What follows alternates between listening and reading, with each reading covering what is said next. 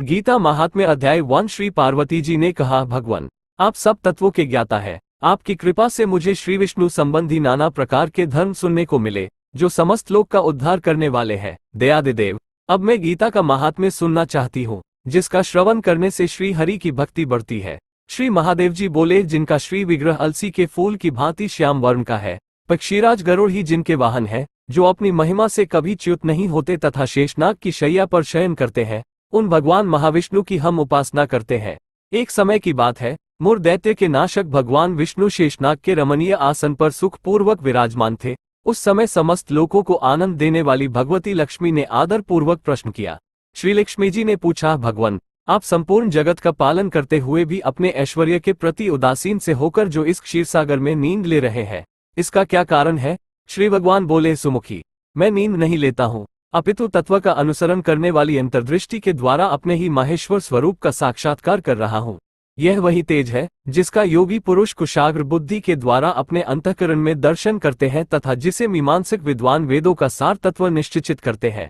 वह माहेश्वर तेज एक अजर प्रकाश स्वरूप, आत्म रूप, रोग शोक से रहित, अखंड आनंद का पुंज, निष्पन्न तथा द्वैत रहित है। इस जगत का जीवन उसी के अधीन है, उसी का अनुभव करता हूँ। देवेश्वरी, यही कारण है कि मैं तुम्हें नींद लेता सा प्रतीत हो रहा हूँ। श्री लक्ष्मी जी ने कहा, अंतर्यामी, आप ही योगी पुरुषों के ध्येय हैं, आपके अतिरिक्त भी कोई ध्यान करने योग्य तत्व है, ये जानकर मुझे बड़ा कौतूहल हो रहा है। इस चराचर जगत की सृष्टि और संहार करने वाले स्वयं आप ही हैं। आप सर्व समर्थ हैं। इस प्रकार की स्थिति में होकर भी यदि आप उस परम तत्व से भिन्न हैं तो मुझे उसका बोध कराइए। श्री भगवान बोले, प्रिय, आत्मा का स्वरूप द्वैत और अद्वैत से पृथक, भव और अभाव से मुक्त तथा आदि और अंत से रहित है। शुद्ध ज्ञान के प्रकाश से उपलब्ध होने वाला तथा परमानंद स्वरूप होने के कारण एकमात्र सुंदर है। वही मेरा ईश्वरीय रूप है। आत्मा का एकत्व ही सबके द्वारा जानने योग्य है। गीता शास्त्र में इसी का प्रतिपादन हुआ है। अमित तेजस्वी भगवान विष्णु के ये वचन सुनकर लक्ष्मी देवी ने शंका उपस्थित करते हुए कहा, भगवान, यदि आपका स्वरूप स्वयं परम आनंदमय और मन वाणी की पहुंच के बाहर है तो गीता कैसे उसका बोध कराती है? मेरे इस संदेह का निवारण कीजिए। श्री भगवान बोले, सुंदरी, सुनो, मैं गीता में अपनी स्थिति का वर्णन करता हूँ। क्रमश 5 अध्यायों को तुम 5 मुख जानो, 10 अध्यायों को 10 भुजाएं समझो तथा 1 अध्याय को उदर और 2 अध्यायों को दोनों चरण कमल जानो। इस प्रकार यह 18 अध्यायों की वाङ्मयी ईश्वरीय मूर्ति ही समझनी चाहिए। ये ज्ञानमात्र से ही महान पातकों का नाश करने वाली है। जो उत्तम बुद्धि वाला पुरुष गीता के 1 या आधे अध्याय का अथवा 1 आधे या चौथाई श्लोक का भी प्रतिदिन अभ्यास करता है, वह सुशर्मा के समान मुक्त हो जाता है। श्री लक्ष्मी जी ने पूछा, भगवान, सुशर्मा कौन था, किस जाति का था और किस कारण से उसकी मुक्ति हुई? श्री भगवान बोले, प्रिय, सुशर्मा बड़ी खोटी बुद्धि का मनुष्य था और पापियों का तो वह शिरोमणि ही था। उसका जन्म वैदिक ज्ञान से शून्य और क्रूरतापूर्ण कर्म करने वाले ब्राह्मणों के कुल में हुआ था। वह न ध्यान करता था, न जप, न होम करता था, न अतिथियों का सत्कार। वह मूढ़ होने के कारण सदा विषयों के सेवन में ही लगा रहता था। हल जोतता और पत्ते बेचकर जीविका चलाता था। उसे मदिरा पीने का व्यसन था तथा वह मांस भी खाया करता था। इस प्रकार उसने अपने जीवन का दीर्घकाल व्यतीत कर दिया।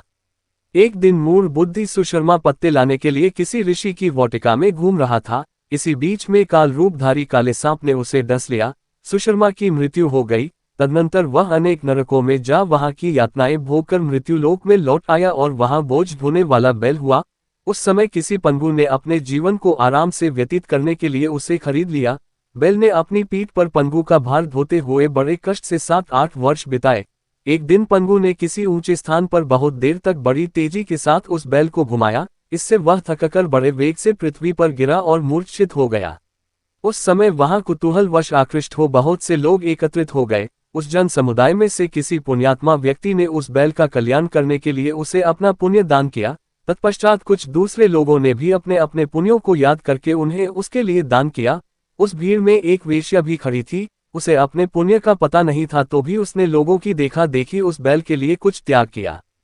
तदनंतर यमराज के दूत उस मरे हुए प्राणी को पहले यमपुरी में ले गए। वहां ये विचार करके यह वेश्या के दिए हुए पुण्य से पुण्यवान हो गया है, उसे छोड़ दिया गया। फिर वह भूलोक में आकर उत्तम कुल और शील वाले ब्राह्मणों के घर में उत्पन्न हुआ। उस समय भी उसे अपने पूर्व जन्म की बातों का स्मरण बना रहा। बहुत दिनों के बाद अपने अज्ञान को दूर करने वाले कल्याण तत्व का जिज्ञासु होकर वह उस वेश्या के पास गया और उसके दान की बात बतलाते हुए उसने पूछा, तुमने कौन सा पुण्य दान किया था? वेश्या ने उत्तर दिया, वह पिंजरे में बैठा हुआ तोता प्रतिदिन कुछ पढ़ता है, उससे मेरा अंतःकरण पवित्र हो गया है, उसी का पुण्य मैंने तुम्हारे लिए दान किया था। इसके बाद उन दोनों ने तोते से पूछा। तब उस तोते ने अपने पूर्वजन्म का स्मरण करके प्राचीन इतिहास कहना आरंभ किया। तोता बोला, पूर्वजन्म में मैं विद्वान होकर भी विद्वता के अभिमान से मोहित रहता था। मेरा राग द्वेष इतना बढ़ गया था कि मैं गुणवान विद्वानों के प्रति भी ईर्ष्या भाव रखने लगा। फिर समयानुसार मेरी मृत्यु हो गई और मैं अनेकों घृणित लोकों में भटकता फिरा। उसके बाद इस लोक में आया। सद्गुरु की अत्यंत निंदा करने के कारण तोते के कुल में मेरा जन्म हुआ। पापी होने के कारण छोटी अवस्था में ही मेरा माता पिता से वियोग हो गया। एक दिन मैं ग्रीष्म ऋतु में तपे मार्ग पर पड़ा था। वहां से कुछ श्रेष्ठ मुनि मुझे उठा लाए और महात्माओं के आश्रय में आश्रम के भीतर एक पिंजरे में उन्होंने मुझे डाल दिया। वहीं मुझे पढ़ाया गया। ऋषियों के बालक बड़े आदर के साथ गीता के प्रथम अध्याय का अध्ययन करते थे। उन्हीं से सुनकर मैं भी बार बार पाठ करने लगा। इसी बीच में एक चोरी करने वाले बहेलिये ने मुझे वहां से चुरा लिया। तत्पश्चात इस देवी ने मुझे खरीद लिया। पूर्व काल में मैंने इस प्रथम अध्याय का अभ्यास किया था, जिससे मैंने अपने पापों को दूर किया है। फिर उसी से इस वेश्या का भी अंतःकरण शुद्ध हुआ है और उसी के पुण्य से ये द्विजश्रेष्ठ सुशर्मा भी पाप मुक्त हुए हैं। इस प्रकार परस्पर वार्तालाप और गीता के प्रथम अध्याय के महात्म्य की प्रशंसा करके वे तीनों निरंतर अपने अपने घर पर गीता का अभ्यास करने लगे। फिर ज्ञान प्राप्त करके वे मुक्त हो गए। इसलिए जो गीता के प्रथम अध्याय को पढ़ता, सुनता तथा अभ्यास करता है, उसे इस भव सागर को पार करने में कोई कठिनाई नहीं होती।